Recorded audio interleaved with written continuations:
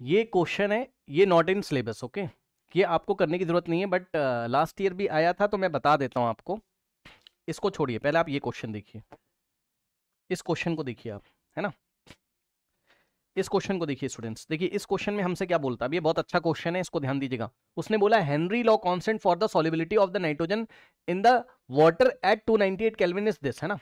तो आपको Henry constant in solution हमें दिया हुआ है, समझिए जरा ध्यान से। ये देखिए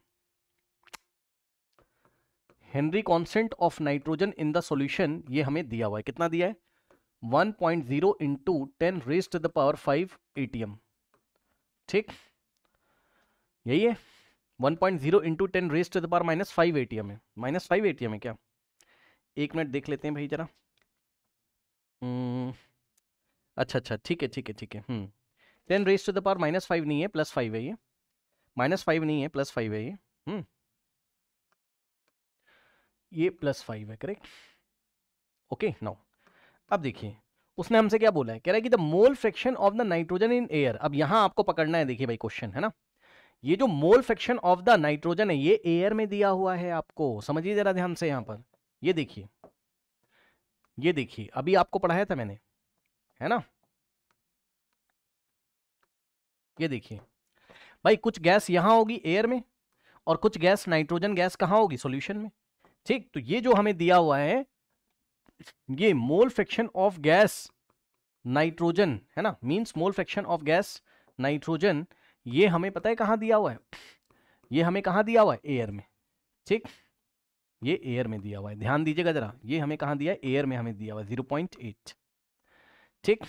फिर the number of moles of nitrogen from air dissolved in, the number of moles of nitrogen from air dissolved in 10 mole of water, dissolve in the number of, अच्छा ठीक है, the number of moles of nitrogen from air dissolve in 10 mole of water, यानी कि number of moles of nitrogen ही तो हमसे पूछ रहा है भाई, यही तो बोल रहा है कि नाइट्रोजन के कितने नंबर ऑफ मोल सॉल्यूशन में चले गए, बोलिए हाँ, यही तो बोल रहा है। देखिए कितने number of moles of nitrogen हमारे पास सॉल्यूशन में डिसॉल्व हो गए, सॉल्यूशन में चले गए, वाटर में चले गए, यही तो पूछ रहा है। और number of moles of water हमें दिया हुआ है, कितना है, 10 मोल हमें दिया हुआ है, ठीक, कोई डाउट नहीं होना चाहिए, ठीक है ना, कोई डाउट नहीं होना चाहिए, करेक्ट।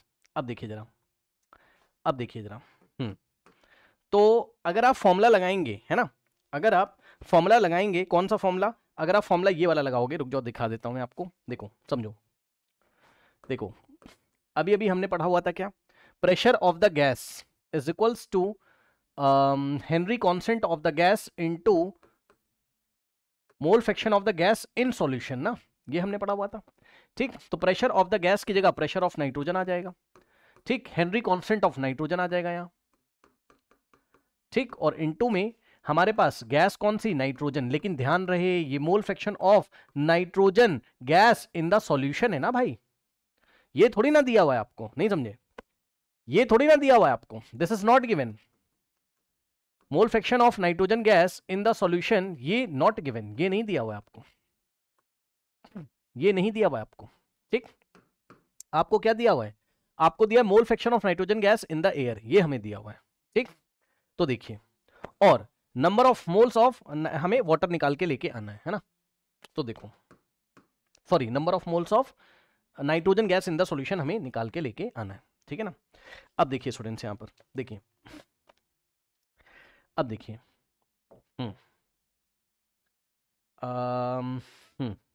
ठीक है, ओके ओके, ये बताओ कि यहां देखो नाइट्रोजन के मॉलिक्यूल तो है ही है ना भाई, ये येलो वाले नाइट्रोजन के, इसके अलावा भी तो मॉलिक्यूल्स होंगे, नहीं समझे भाई, होगी ऊपर एयर ना, यहां पे एयर होगी, बोलो हाँ, ये पूरी एयर है ना, ये बात कौन कौन फील कर सकता है बताना जरा ध्यान से, यहां पर एयर भरी हुई है ना, तो एयर में से कुछ पार्ट, एयर के कुछ मॉलिक्यूल्स ही तो नाइट्रोजन के मॉलिक्यूल्स हैं, एयर के कुछ मॉलिक्यूल्स ही तो नाइट्रोजन के मॉलिक्यूल हैं, है ना।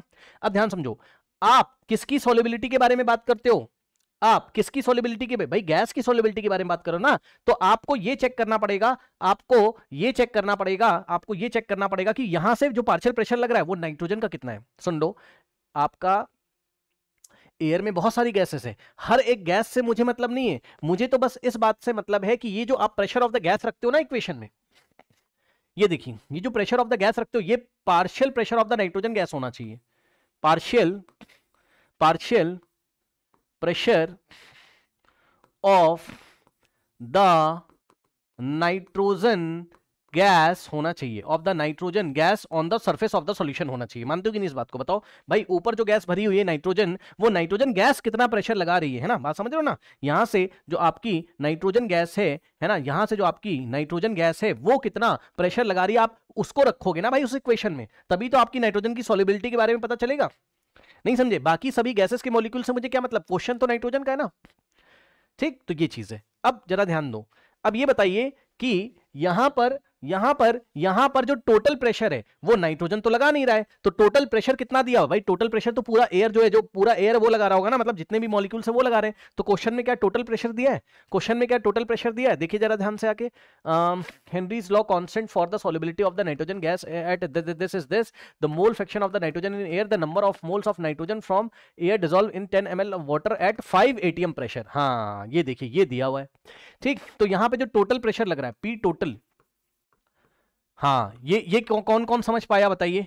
टोटल प्रेशर कितना है? 5 atm है ना, टोटल प्रेशर भाई 5 atm है, तो उस टोटल में सब कुछ आ गया, नाइट्रोजन भी आ गया, दूसरे मॉलिक्यूल भी आ गए, लेकिन मुझे तो ये चेक करना है नाइट्रोजन केवल कितना प्रेशर लगा रहा है, समझ लो। तो इसके लिए मैं डाल्टन लॉ यूज करूंगा। इसके लिए मैं क्या यूज करूंगा बताइए? डाल्टन लॉ, भाई याद है ना? ठीक है, तो डाल्टन्स लॉ अगर आप यूज करेंगे तो डाल्टन लॉ क्या कहता था बताइए? डाल्टन लॉ कहता था कि जो partial pressure of the gas होगा, ठीक, partial pressure of the gas is equals to, अगर आपको याद हो तो mole fraction of the gas, mole fraction of the gas है ना, mole fraction of the gas into total pressure into P total, यही होता था बताइए। ठीक, अब देखिए जरा, हम यहां पर क्या रखेंगे? Partial pressure of nitrogen gas. Nitrogen gas का जो पार्शियल प्रेशर है वो कितना है, मतलब नाइट्रोजन गैस कितना लगा रहा है, तो mole fraction of the gas. हाँ, अब यहां कौन सा मोल फ्रैक्शन ऑफ द गैस रखोगे बताओ? यहां हम रखेंगे मोल fraction of the nitrogen gas in air. कौन कौन समझ पाया बताइए? Into P total. बताओ इसको कौन कौन समझ पाया? डाल्टन लॉ को। भाई डाल्टन लॉ आप यहां एप्लीकेबल करोगे ना, इतने पोर्शन में आप लगाओगे डाल्टन लॉ, है ना? तो डाल्टन लॉ क्या कहता है कि यहां तो बहुत सारे मॉलिक्यूल्स है, लेकिन आपका नाइट्रोजन का जो पार्शियल प्रेशर होगा वो पी टोटल इनटू यहीं पर जो नाइट्रोजन का मोल फ्रैक्शन है वो। समझे? तो ये क्वेश्चन था आपका। ठीक, तो partial pressure of nitrogen gas is equals to partial is equals to mole fraction of nitrogen gas in air, और mole fraction of nitrogen gas in air हमें दिया हुआ है, कितना है हमारे पास? कितना है? 0.8 है ना, कितना है हमारे पास? 0.8 है ना, कितना है बताइए?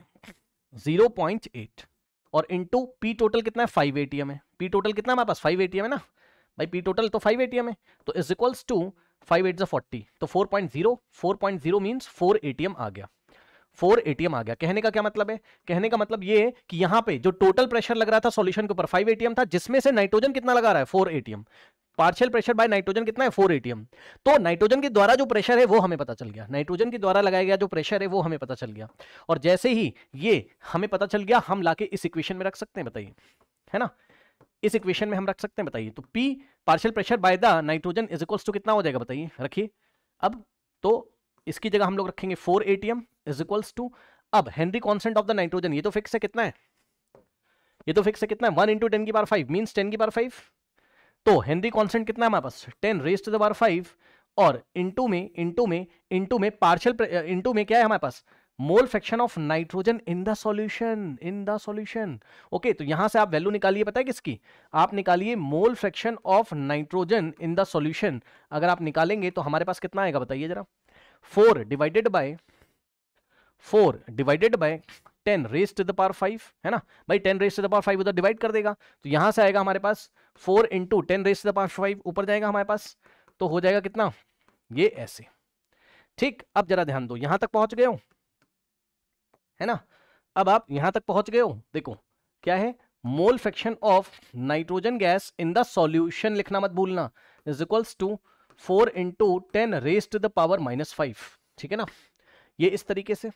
और इसके बाद अब आप मुझे बताओ, ये मोल fraction of nitrogen in the solution है ना, इन द सॉल्यूशन है ना, तो इन द सॉल्यूशन के अंदर जाके चेक करिए, तो यहां आप मोल फ्रैक्शन कैसे लिखोगे? Number of moles of nitrogen in the solution plus number of moles of sorry ठीक, number of moles of nitrogen in the solution divided by number of moles of nitrogen in the solution plus number of moles of water in the solution is equals to, यही तो होगा, ये पूरा क्या है, ये पूरा क्या है, सॉल्यूशन में चल रहा है, okay, is equals to 4 into 10 raised to the power minus 5। ठीक, अब हमें क्या दिया था, number of moles of water हमें दिया था, number of moles of water हमें दिया हुआ है, चेक कर लीजिए कितना था, 10 मोल है ना, कितना था, 10 मोल। ठीक, तो यहां से आप जाओगे तो लेट, हम लेट कर ले रहे हैं पहले ही ताकि हमें बार बार ना लिखना पड़े, number of moles of nitrogen in the solution को हम लोग x अज्यूम कर ले रहे हैं, x अज्यूम कर ले रहे हैं, x की वैल्यू आपको निकाल के लेके आना है ना, तो इसकी जगह x अपॉन में, इसकी जगह x और plus number of moles of water in the solution 10 is equals to 4 into 10 raised to the power minus 5। ठीक, क्रॉस मल्टीप्लीकेशन आप करोगे तो हमारे पास क्या हो जाएगा यहाँ पर, x is equals to x into 4, तो 4x into 10 raised to the power minus 5 और प्लस 4 इंटू 10 40, या फिर आप ऐसे कर सकते हो 4 ऐसे ही रहेगा और 10 की power minus 5 into 10 raised to the power minus 4। ठीक, इस तरीके से, ओके। तो जो आपकी x की वैल्यू आ रही है, अब देखो ये जो टर्म है पूरा ये तो जीरो हो गया ना, इसको इग्नोर करोगे, कहां कैलकुलेशन करोगे इसकी, देखो 4 into x into 10 raised to the power minus 5, ये टेंस टू 0 है, कैसे, x into 4 into 10 raised to the power minus 5 है, तो इसका मतलब क्या है 4x divided by 10 to the power 5 है ना, तो ये कितना आ रहा है बताइए 4x। अब x की कुछ ना कुछ वैल्यू होगी, हम क्या करें भाई 10 टू द पावर 5 से डिवाइड करोगे तो ये लगभग अप्रोक्सीमेटली इक्वल टू 0.00 कुछ आएगा, तो ये 0 के आसपास आएगा। और फिर भी अगर आपको नहीं करना है ऐसा, वैसे तो डायरेक्ट कर लीजिए, ये पूरा 0 हो गया। ठीक, तो x की वैल्यू कितनी आ जाएगी हमारे पास, 4 into 10 raised to the power minus 4 आ जाएगा। और यही क्या है, 4 into 10 raised to the power minus 4 हो जाएगा, यही क्या है, mole, number of moles of nitrogen in the solution है ना, यही है, ये देखिए। ठीक, okay, the number of moles. ठीक है, इस तरीके से। अब ये एटीएम में क्यों दे रहे हैं ये लोग अजीब ही बात हो रही है। ठीक, ये आंसर आ गया, लेकिन अगर आपको ऐसे नहीं करना है, पूरा कैलकुलेशन आपको करना है, तो मैं दिखा देता हूँ, ये देखिए आएगा तो उतना ही ना, आएगा तो उतना ही ना, कैसे, देखो यहां तक पहुंच गए थे, क्या था, क्या था, x is equals to 4x into 10 raised to the power minus 4 और प्लस माइनस 5 है ना,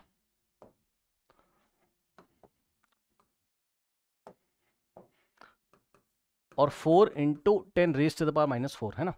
अब इसको इधर लेके आओ, तो x minus 4x into 10 raised to the power minus 5 is equals to 4 into 10 raised to the power minus 4, और यहां से अगर आप x कॉमन लेते तो आपके पास x in the bracket 1 minus, हमारे पास क्या बचता, 4 into 10 raised to the power minus 5 है ना, is equals to 4 into 10 raised to the power minus 4। ठीक, फिर आप देखोगे तो x in the bracket 1 minus 4 divided by 10 to the power 5 is equals to 4 into 10 raised to the power minus 4। अब यहां से x 1 माइनस, और ये कितना हो जाएगा 0.00004। ठीक, 1 में से इतना माइनस करोगे तो 1 ही तो आएगा भाई, 1 ही तो आएगा ना अप्रॉक्स में, नहीं समझे है ना, तो इतना आपको, ये 0 ही तो हो गया यार, तो 1 माइनस 0 1 ही तो आएगा, यानी कि x इंटू 1 ही तो बचेगा, इज इक्वल्स टू 4 इंटू 10 की पावर माइनस 4, तो x is equals to 4 into 10 raised to the power minus 4, इस तरीके से। ठीक,